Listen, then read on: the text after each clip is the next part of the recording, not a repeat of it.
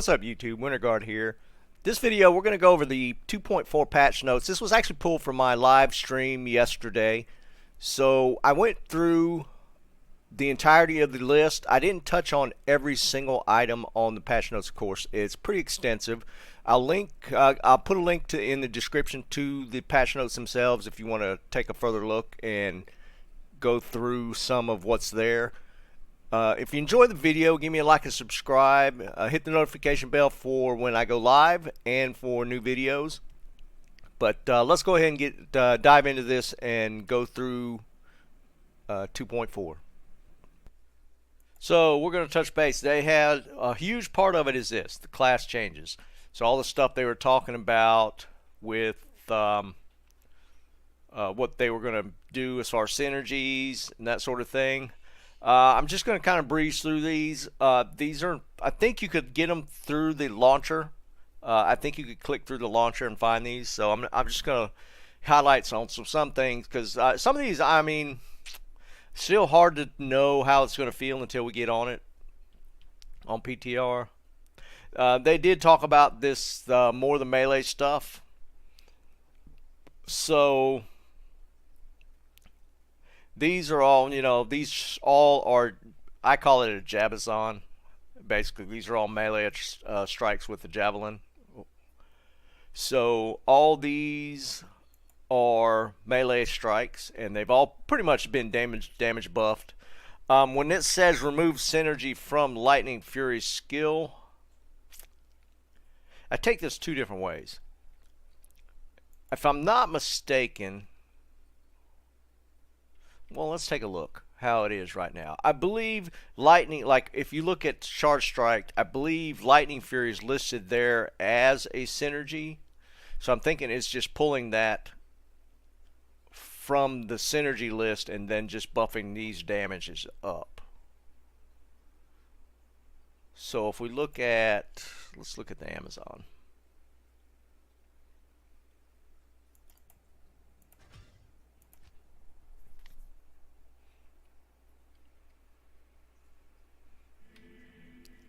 If we look at these like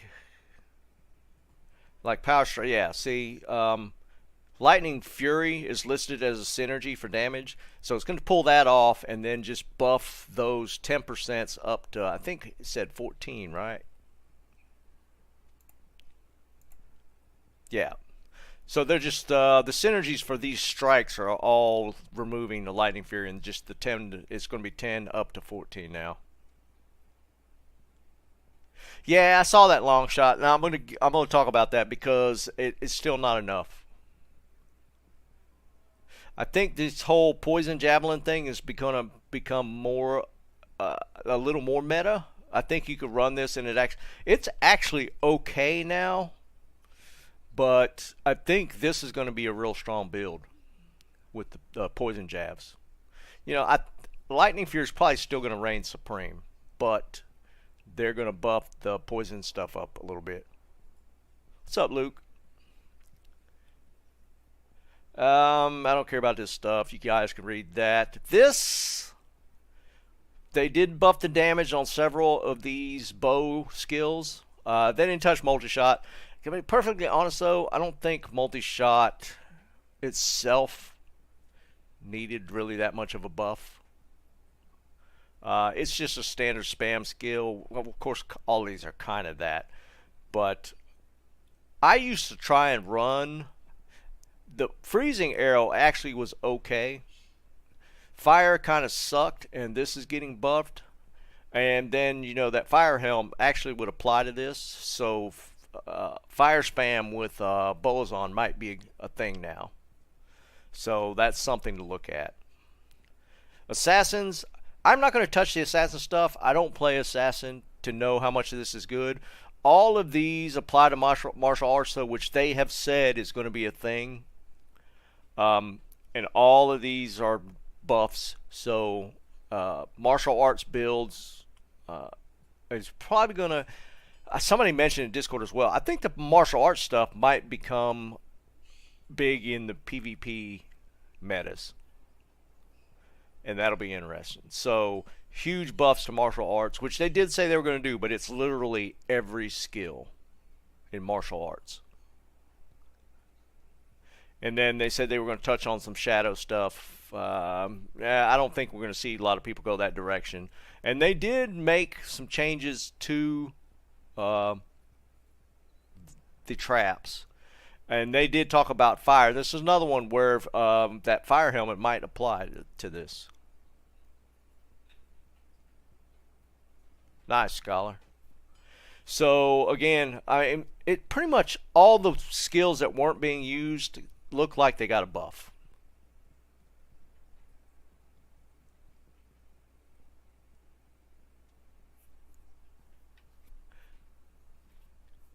Yeah, exactly. The war cries, let's see, main ones.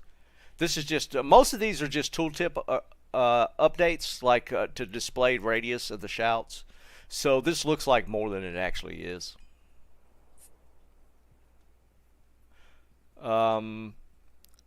This is kind of a big deal though. With throw barbs, yeah, it's looking good, Eric. The throw barbs got a decent bit. They've added chance to pierce on throwing skills for the barbarians. Grim Ward, what was that? I didn't even actually look at it.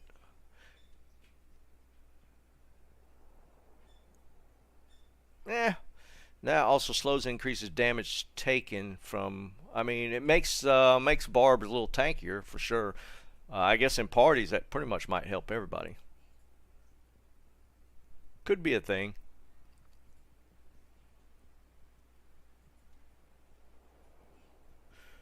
Oh, did I? My bad. I thought I had copy pasted. Okay. Let me change that real quick. Thanks for that. That's kind of funny. Actually linked the damn patch notes.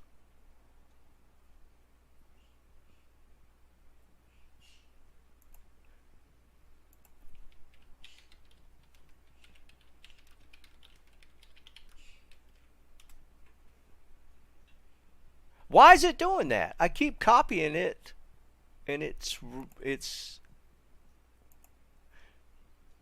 not copying the URL for the stream. That's annoying.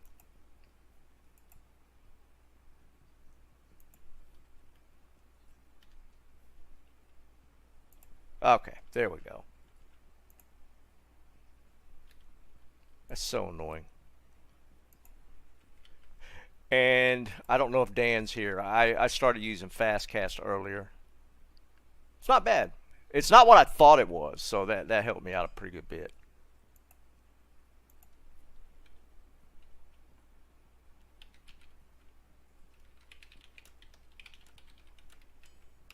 Okay.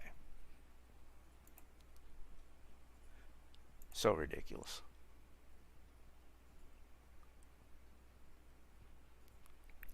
Yeah, and again, this, I mean, because if I played a barb, I'd probably play a throw barb. They looked interesting to me.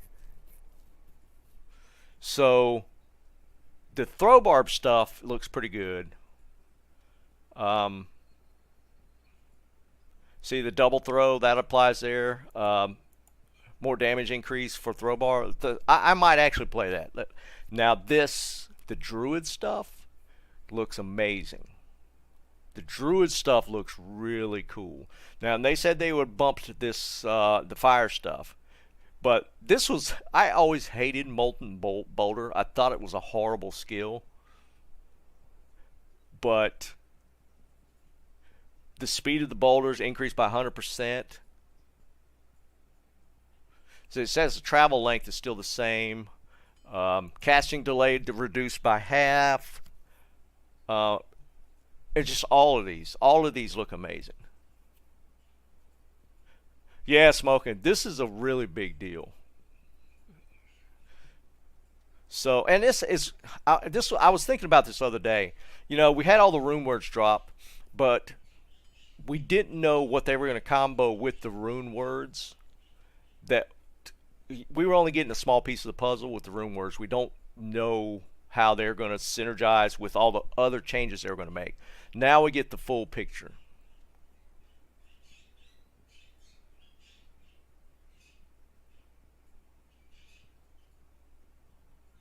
I didn't actually look at the tree. That's a good point, Eric, with them. But I mean, it all falls under Ellie, so I guess they could have realigned maybe within the Ellie tree, like fire on one side and wind on another.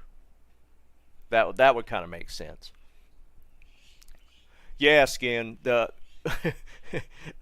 I liked how it looked, but it was such a clunky spell that it just I don't know. I'm curious to see how what it looks like on PTR. And again, for those who just joined, all this stuff's gonna be live on PTR next Tuesday, so we'll be able to play around with it. They did make some changes in the wind tree, more changes in shapeshift, but the other one I wanted to touch base on, a summon druid might actually become a thing.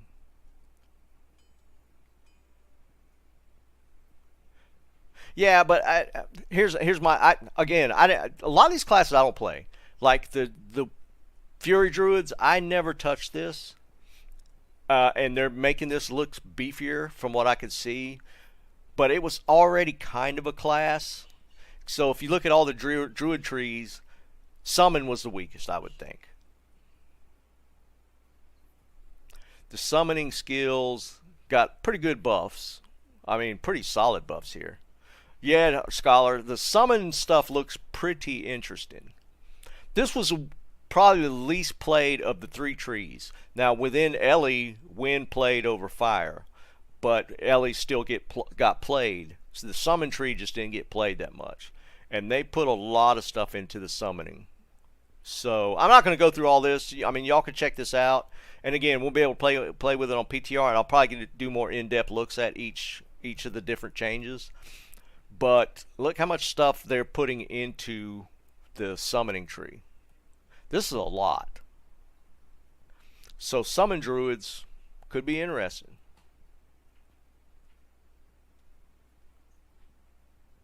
Yeah. So this looks pretty cool to me. I might mess around with this. Now, if you get to the necromancer, of course, the first thing is the skeletal mages were so weak. So they're getting some work. That was kind of the biggest thing within the summoner tree for the necromancers, was just the fact that the skeletal mages just sucked. So we'll see how that plays out. What else? There was another one. Yeah, the damage from the fire golems buffed as well. So that'll be interesting. They did buff, spear and spirit within the poison bone tree. Curses on whatever. Paladin, this is kind of cool. They're actually making the Tesladins or Aradins even stronger.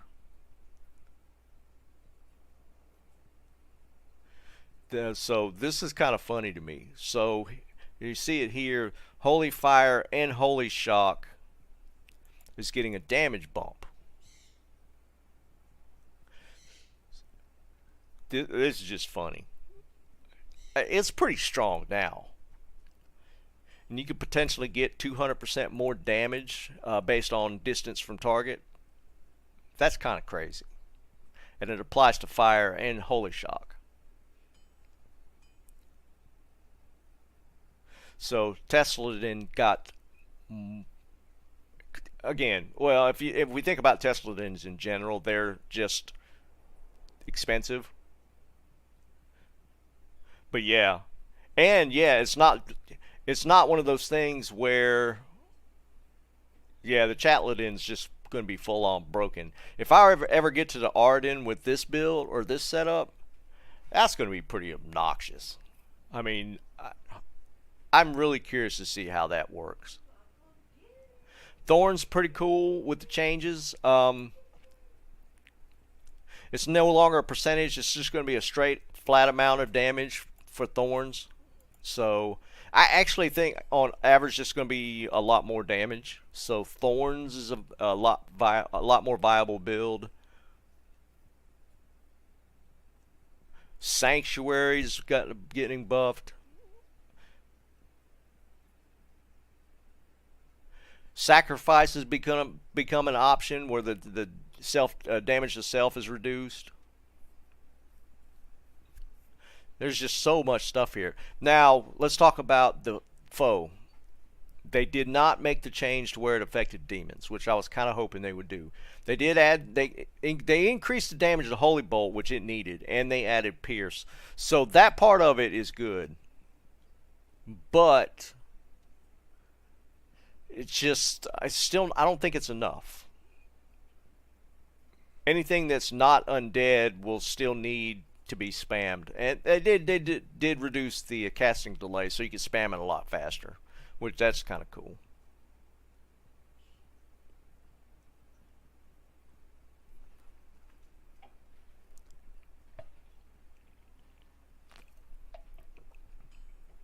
Yeah, exactly, Jen. Both of those with the sanctuary R's in them, they'll hit a little harder.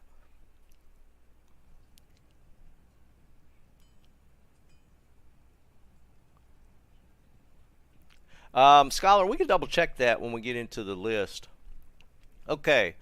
Don't care, don't care. The only thing I'll say about this is that they removed the casting delay with spells that were on the same cooldown, so there'll be more viable combos now that'll be pretty cool. So these changes, and they almost all of these got this where they're removing the casting delay between shared cooldowns.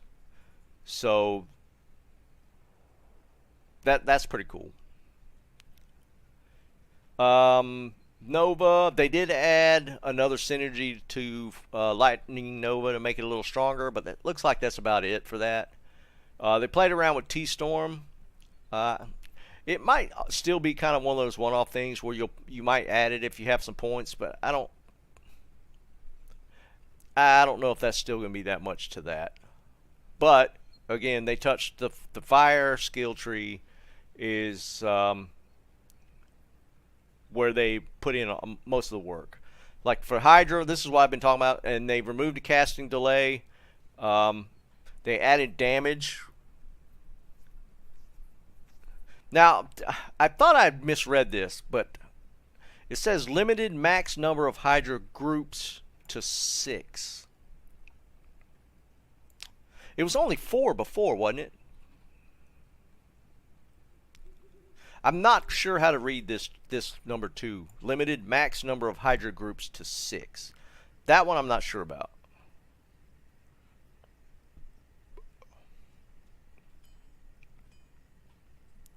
And again, the casting delays on these have all been removed, including Firewall, Meteor. Inferno and Blaze looks like they tried to do some work with those. Then somebody might try some one-offs with that. Okay, so it was only 4. Okay. So 6 Hydras with more damage and no casting delay. I think Hydra is going to be pretty solid. I definitely, for my Sork, I will be probably leveling this. I'll probably level Hydra. I might combo it with something else. I'm going to play around with it on PTR. But I'm definitely 100% going Hydra plus, say, Orb or something. I don't know yet. But this is going to be fun. So they did do the changes to the Hydra. Okay, so that's all the class skills. And again, you can go check these out. I think the link to these is in the launcher. So we're going to have access to this come supposedly next Tuesday if they don't push it back. So that's pretty cool.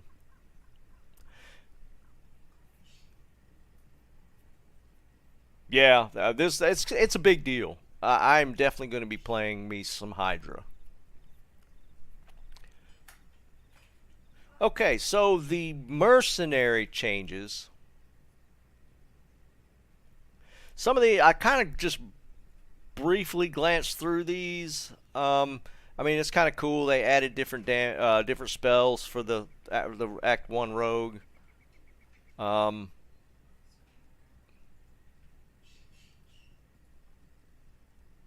Okay, the Act 3, this is the caster that nobody ever played. This, to me, was the big one. Oh, there was a couple of them. They added static field for the lightning one. That's a big deal. Static field and lightning is a big deal. What was the other one? Oh, and the fire one. They added the ability for the fire Iron Wolf to cast enchant on himself, player, and nearby allies. That's a big deal. And plus the fact that they removed Inferno and changed it to Firebolt, which then also has a chance to cast Fireball. Inferno sucked. So this Fire Merc is a big deal. No, it won't benefit him, but he'll be able to cast it on you, and like if you're playing a summoner, he'll be able to, I would assume, cast it on the summoned, like the melee skellies, that sort of thing. So I think that's where it might come into play. So that's kind of cool, I think. It'll be interesting to see once we get to play around with it how this works and how viable it actually is. Yeah, I mean, take that for an instance. If you're running a full summoner and you run this guy and he casts enchant on all of your summons, or yeah, and on a summon druid, that's a lot of extra damage.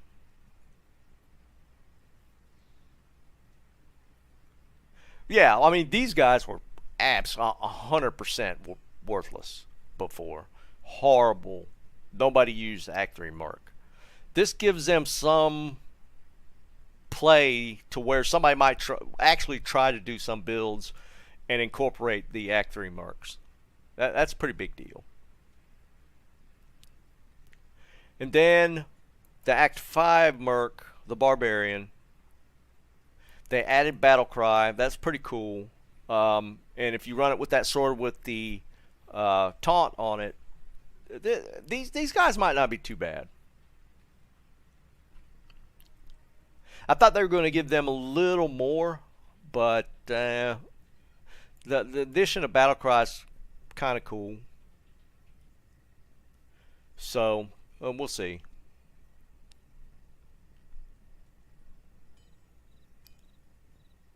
This is a big deal. You're now going to be able to put insight into a bow.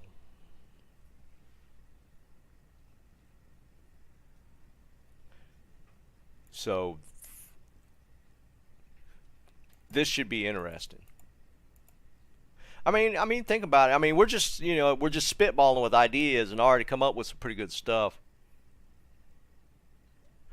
So there's going to be some really crazy builds and combos that once people have sunk their teeth into it, how cool some of these might be.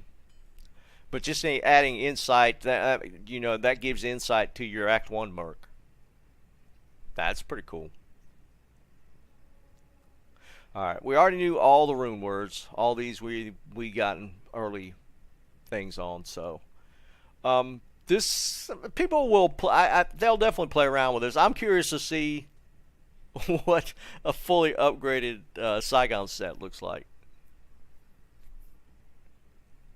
I mean, we'll see some weird stuff out of this. Yeah, the inside change, I thought that was pretty cool.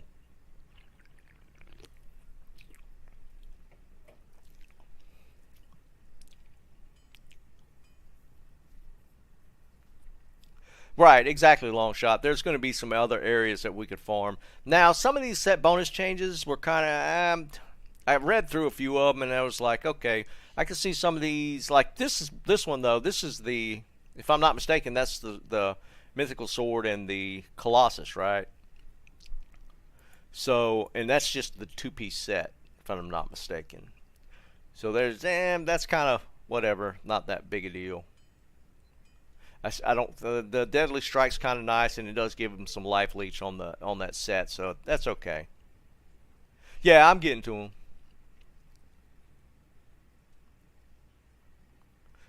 Hand? I don't think so. I think it was just those 6 rune words. 1, 2, 3.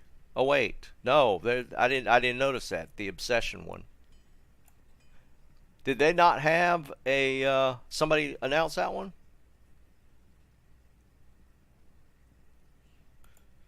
Interesting. What are we getting here?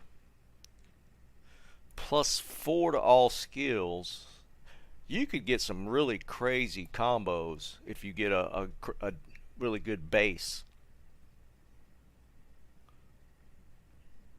Because you get a +4, and if you get some sort of +3 base to a skill, 65 FCR. It's not quite what you could get out of Dual Spirit, which would be 70, but that's pretty daggone close. You get the hit recovery as well. Knockback doesn't matter. No, that's cool a little bit. Max life, that's kind of nice. Regen mana, that's kind of nice. 60 to 70 resist. This might make runes, or might make staves actually viable.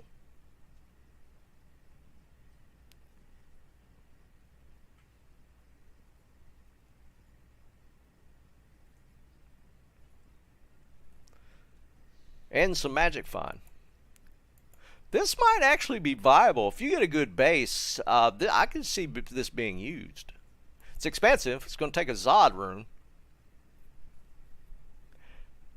I mean, that's going to be hard to come by.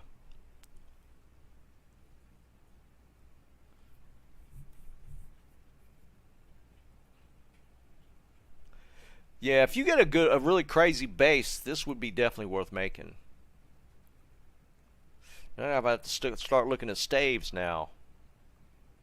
Yeah, you could get a +7 that just would be nuts. Okay, I blew right past these because I thought they had, had it, the various content creators release the Runewords, so I didn't think they were going to have any new ones here. So that's kind of cool that they stuck one more in there. I breezed right past this. Huh. Okay.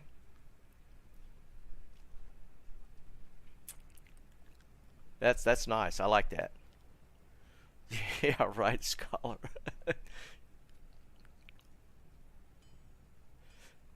Yeah, this opens it up for a lot of different builds that people were initially considering doing. I mean, they put a lot of stuff in here. Some of these builds are going to be crazy good. These changes were kind of meh. I thought the Nas change might make this set a little more viable because it's like this two-piece item bonus. You'll get 1 to 148 magic find based off level. That's a pretty good set bonus change. Might make for some early magic find gear. Definitely not in game, but some early magic find gear. This might actually work out. Yeah, thorns might be kind of crazy. Yeah, right, M. We're gonna be holding way more stuff. And Sasabi's, let's see. Interesting. So that's full set for that. I don't remember how many pieces. Four pieces in that set. I don't remember on that one.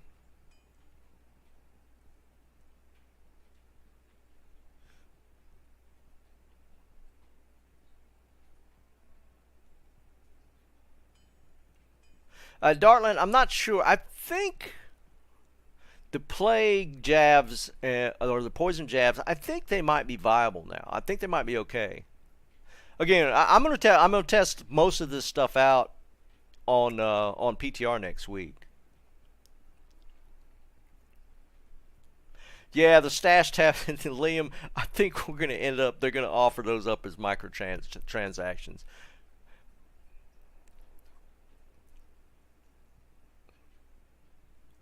And then this is the level area changes. All these areas have been bumped to eye level 85. So all the boss and champ packs in these areas now will be TC 87, which is the highest treasure class. So they've added all these areas as viable places to farm for the top tier items, not just the pits, ancient tunnels, chaos, Worldstone Keep, the usual places. All these are places that can be farmed now. Now, whether they're viable to go look for, I don't even remember where Swampy Pit is. Yeah, exactly, Scholar. I don't know where that even is. But I'm going to go look for it because every single level's TCA or monster level 85 now. So it's 3-level dungeon with high level 85. And that's not a bad idea, actually. Yeah, I don't. I'm gonna have to go looking for Swampy Pit. I don't know where that is. I mean, these are obvious. Stony Tomb is close. That's actually the first dungeon. I think right out of the gate in Act 2. I think Stony Tomb is that one. Arachnid, of course, we know what that is. Swampy Pit, I don't know. Now these are all. If y'all remember, there's these small little tombs. There's one quest actually in them to get the. I think you get 5 attribute points if you complete the quest. I think that's these levels here in Act 3.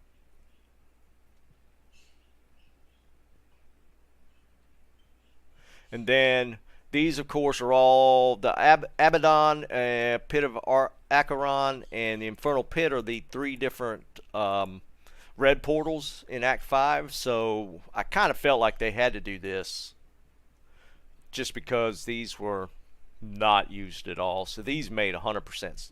I was figuring at least these and any other one's a bonus. Ruin Temple in Act 3. Which one?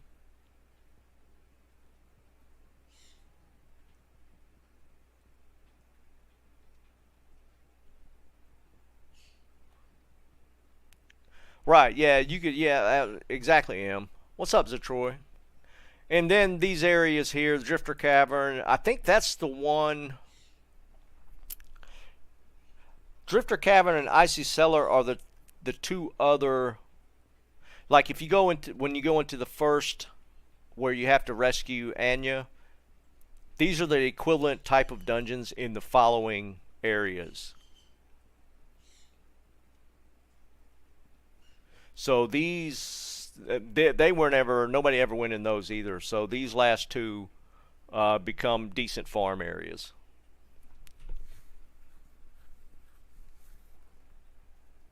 Yeah, we'll check it. We'll take a look. Yeah, exactly, Jen. These are the other 2. Like in the corresponding areas after you do the Anya, the Frozen River, they're the similar dungeons, but nobody ever goes to them because we only go into that first one for the quest.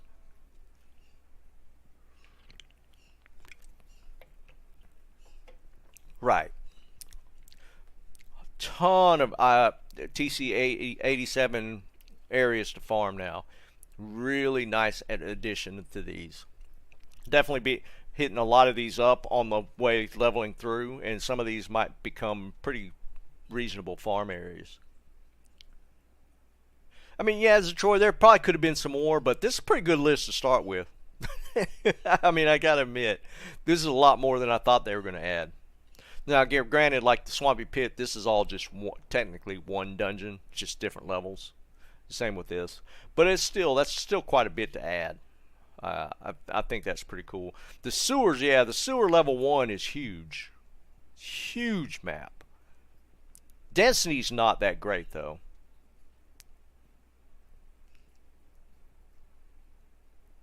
So this is going to be a lot of fun to might actually go into one of these Act 5 red portals now. I couldn't tell. It's been a long time since I actually went into one.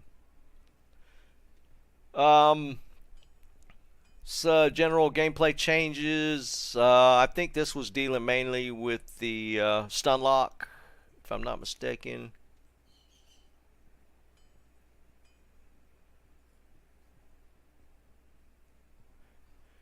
And then some item tooltip changes, and then how to get into PTR next week.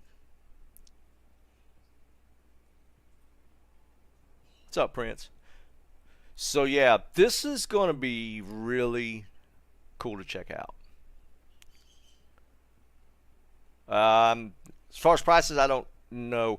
I mean, I guess a lot of this stuff will apply directly to the non-ladder stuff. I think the only thing that's going to be a holdover into ladder is the rune words. So I think, you know, all these changes,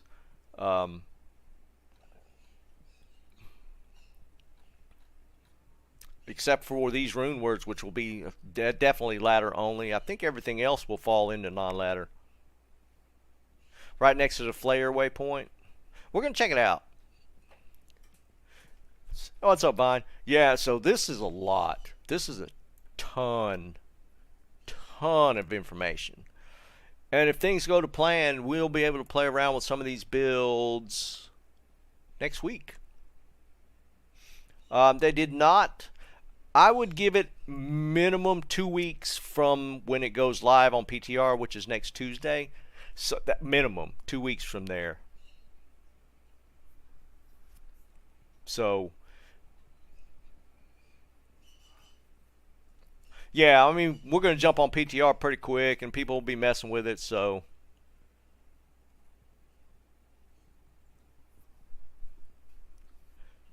Fine, what are you talking about? John, I think that's amazing, the insight being put into bows, crossbows. Yeah, it's got to be, they got to give us at least 2 weeks.